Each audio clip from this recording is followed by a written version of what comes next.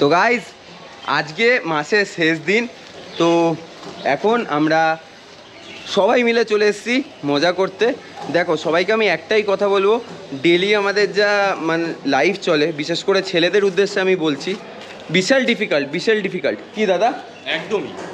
তো আজকে অনেক দিন পর ফুল মানে কাছের মানুষদের সাথে ঘুরতে চলে এসেছি। আজকে আছি আমরা দীঘাতে।